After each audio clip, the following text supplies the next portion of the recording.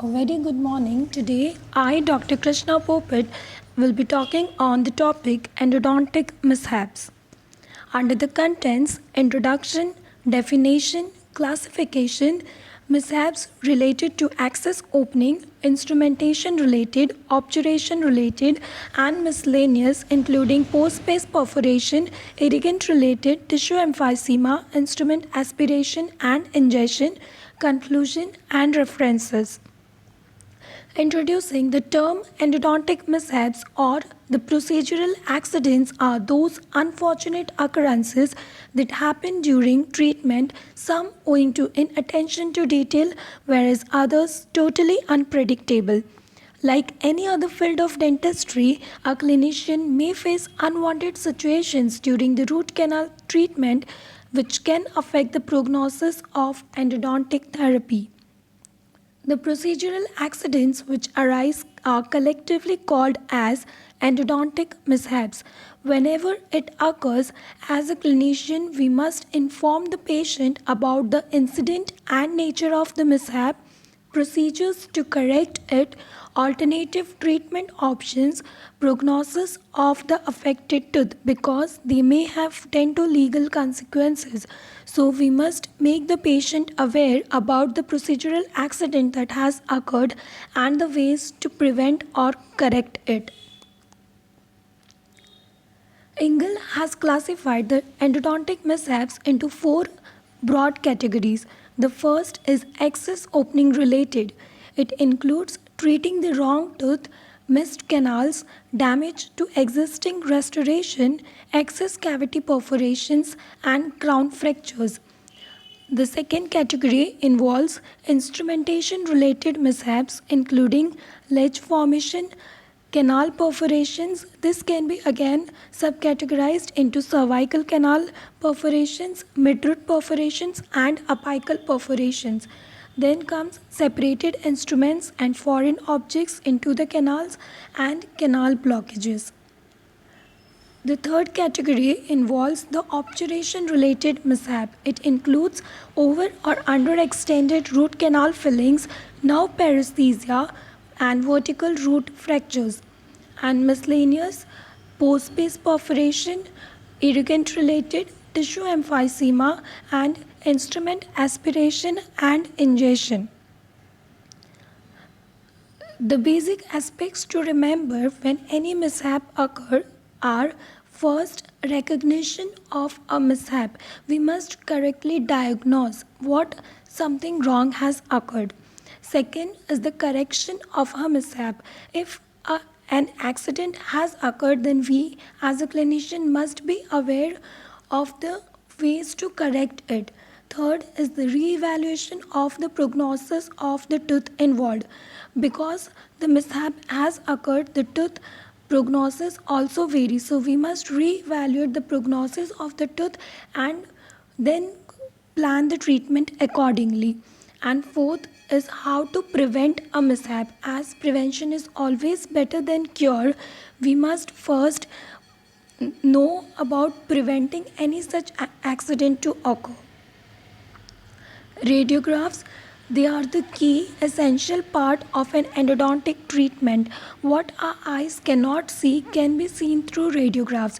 In endodontics, we mostly use the intraoral periapical radiographs or the bite-wing radiographs to check the caries, their extent, depth, any restoration or the obturation present, anatomical variations of the tooth.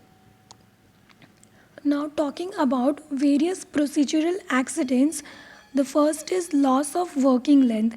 It may be noted in master cone radiograph or when the master apical file is short of established working length. The main etiological factor for such loss of working length includes it may occur due to blockages, ledge formation, and fractured instruments into the canal space, accumulation of dentinal debris, rapid increase in file size, malpositioned instrument stops, or poor radiography. All these leads to the loss of working length. To prevent such, copious irrigation and recapitulation should always be done. Use sound and reproducible reference points. Then pre-curve all the instruments. Verify the instrument position radiographically and always use sequential file size, that is from smaller number to higher number in a sequential order.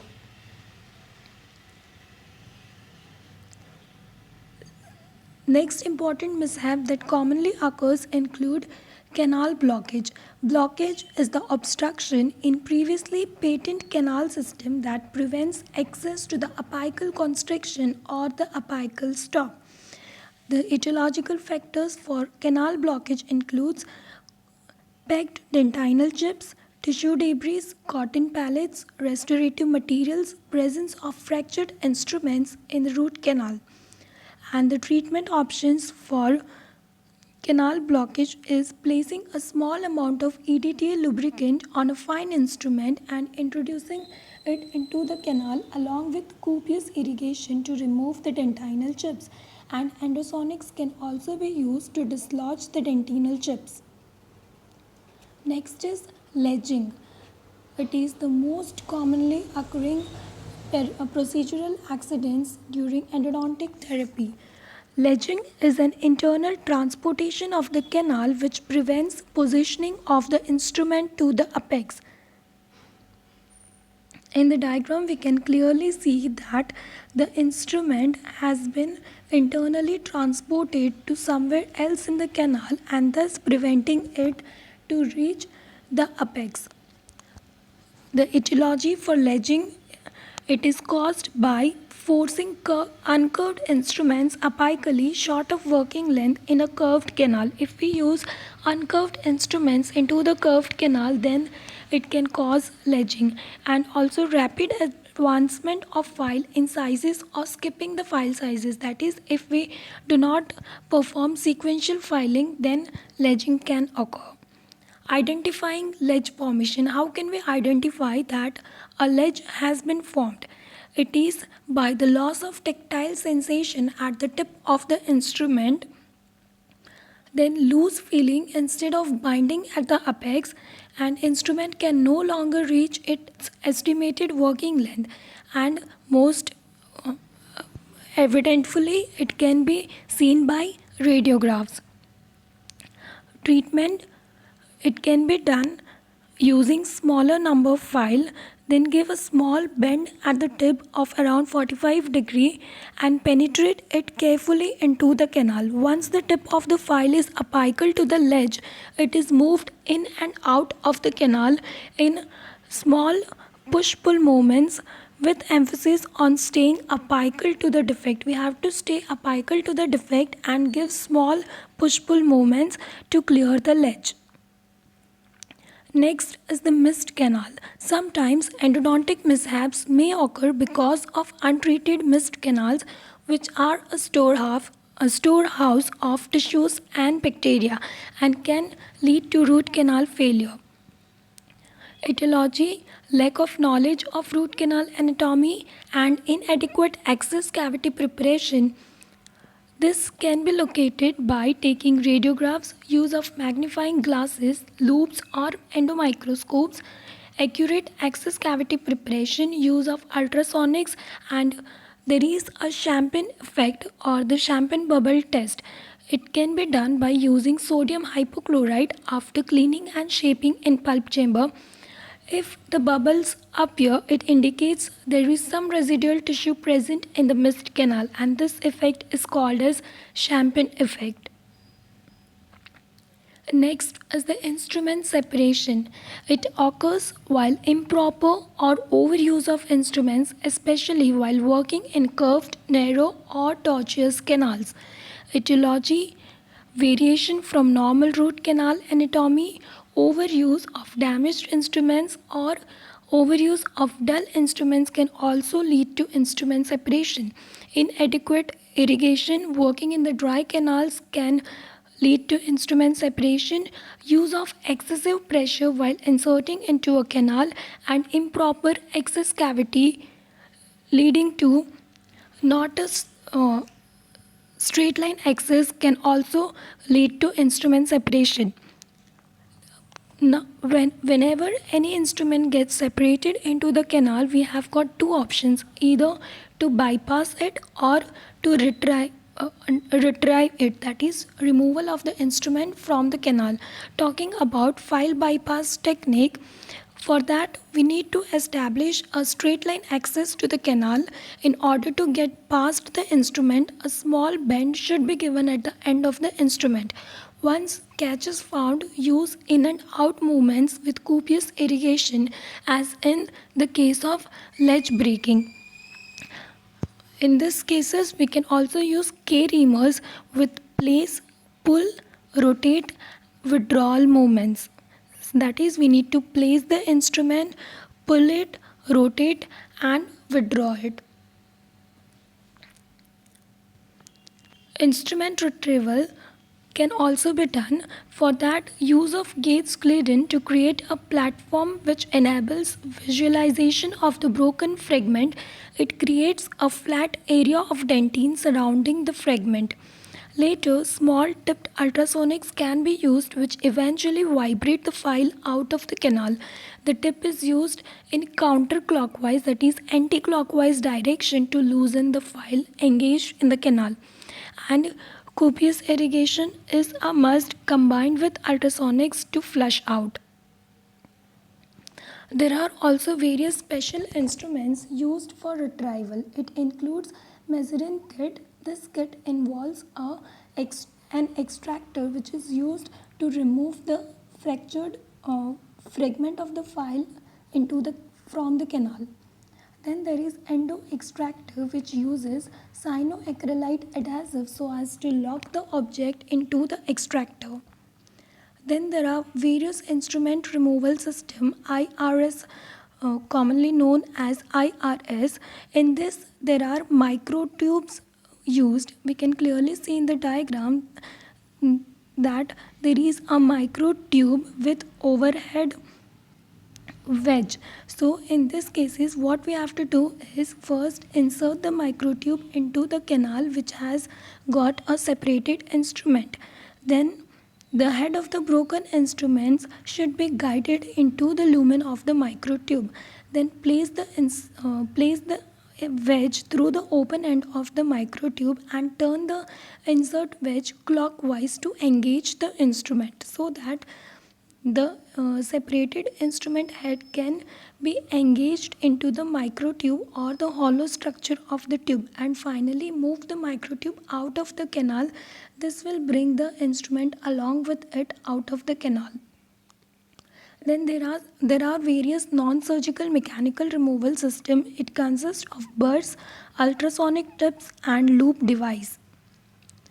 The prognosis of a separated instrument depends on the timing of separation, status of pulp tissue, position of separated instrument, whether it is in the coronal portion, mid-root, or the apical portion of the root canal system. If it is present in the coronal portion, then it can be easily removed because it can be clearly seen with the help of magnification. If it is in the mid-root or in the curvature area, it becomes little difficult, and if it is in the apical portion, it is the most unfavorable for the retrieval. So in that cases, we can go for bypassing, and the prognosis also depends on the ability to retrieve it. Next is mishaps related to deviation from normal canal anatomy. It includes zipping. Zipping is the transposition of the apical portion of the canal. Etiology: because of the failure to pre-curve the files, forcing the instruments in curved canal, and use of large stiff instruments to bore out of a curved canal. To prevent zipping, we must use pre-curved files for curved canals, use of incremental filing technique, that is sequential filing, and use of flexible files. In the diagram, we can differentiate the ledging, perforation, and the zipping. Ledging is the internal transportation of the canal that most commonly occurs in the curved area. Perforation is through and through, that is We perforate the canal system and the instrument may reach the periradicular structure, and in zipping there is transposition of the apical portion of the canal. Next, stripping or known as the lateral perforation. Stripping is the lateral perforation caused by over instrumentation through a thin wall in the root. When the dentine around the root canal system is compromised, it can lead to lateral perforation. Management for lateral perforation includes the success of the lateral perforation relies on the adequacy of the seal established by the repair material. The most commonly used material for the repair of stripping includes mineral trioxide aggregate or the calcium hydroxide. It can be used as a biological barrier against which filling material is packed. To prevent stripping or lateral perforation, we must use pre-curved files for curved canals and should not do over preparation during biomechanical preparation.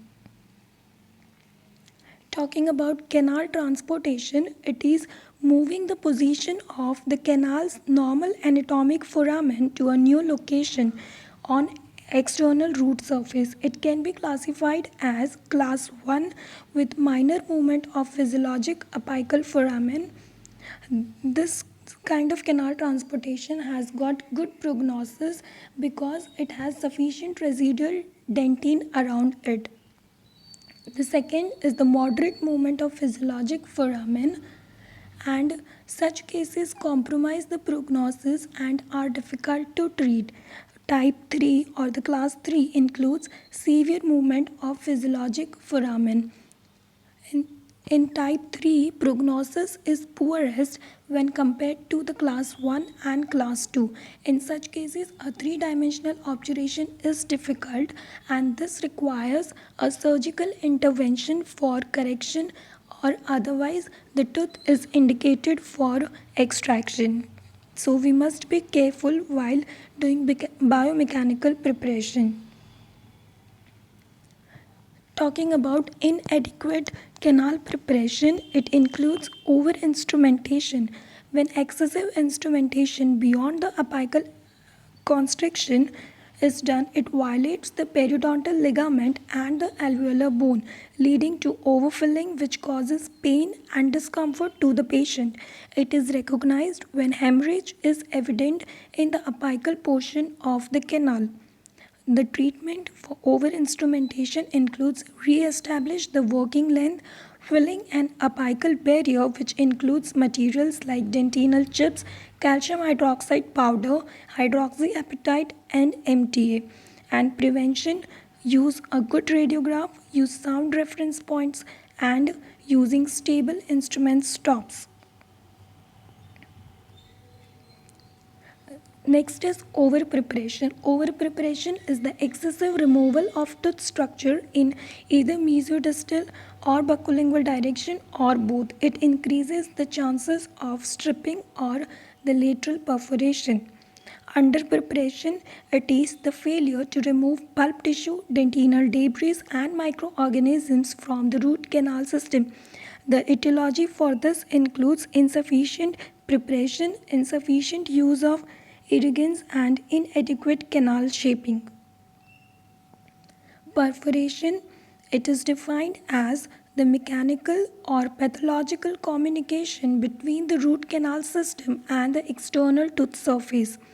It occurs during excess cavity preparation or during instrumentation procedures, and they are of two types, either the coronal perforation or the root perforation.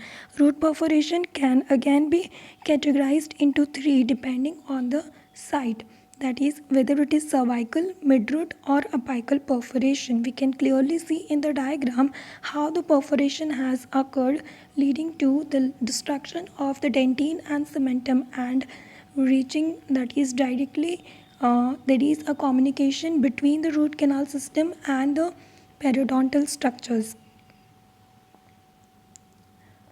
Occurrence of perforation can be recognized by placing an instrument and taking a radiograph. Using a paper point, there will be a blood mark on the paper points. Then there can be sudden appearance of bleeding from the canals and complaint of pain when the instrument touches the periodontal tissue. The factors affecting prognosis of perforation repair depends on the location where the perforation, that is the site of the perforation, has occurred. If perforation is located at alveolar crest or coronal to it, prognosis is poor because there can be epithelial migration and periodontal pocket formation. Perforation in the furcation area has also poor prognosis, whereas perforation occurring in midroot and apical part of the root does not have communication with oral cavity and thus they have good prognosis. Then it also depends on the size. A smaller perforation has less tissue destruction and inflammation, thus having better prognosis than larger sized perforation. Visibility and accessibility also affects the perforation repair. Time period: the perforation should be repaired as soon as possible to discourage further loss of attachment and prevent circular breakdown.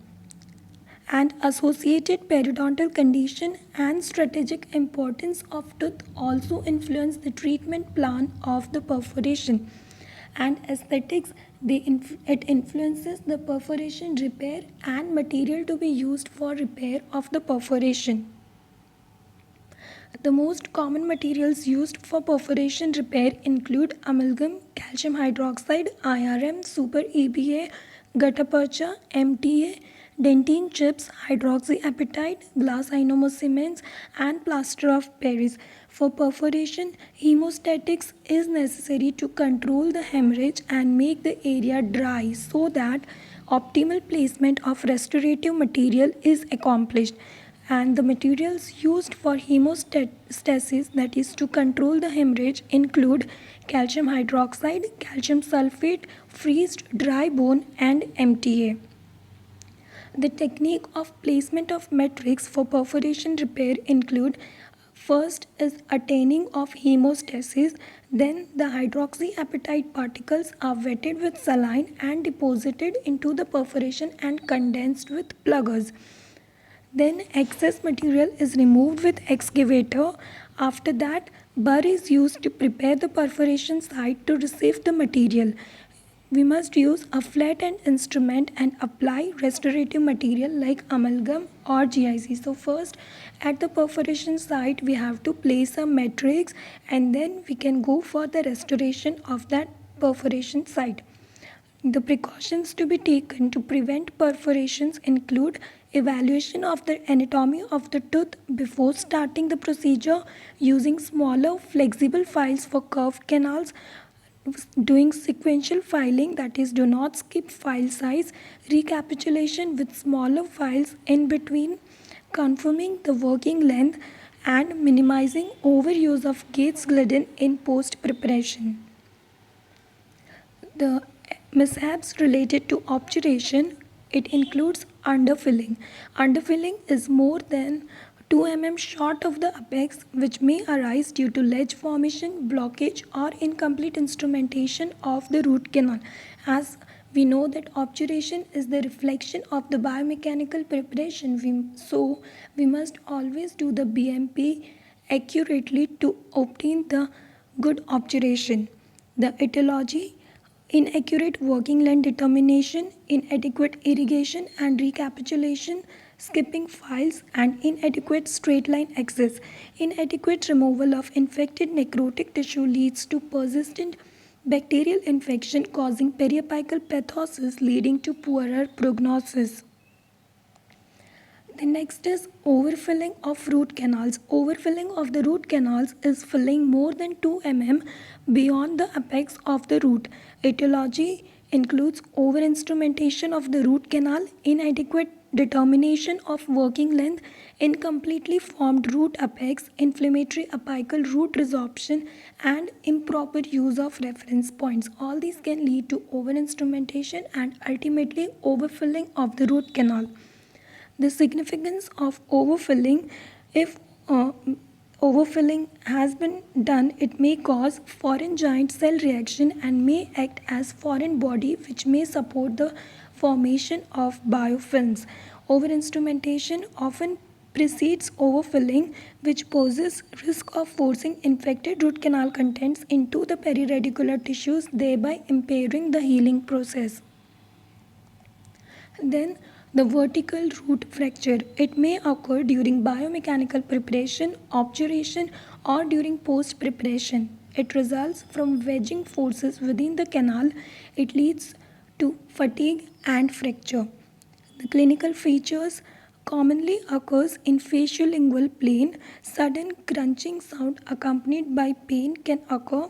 Susceptibility increases by excessive dentine removal during canal preparation.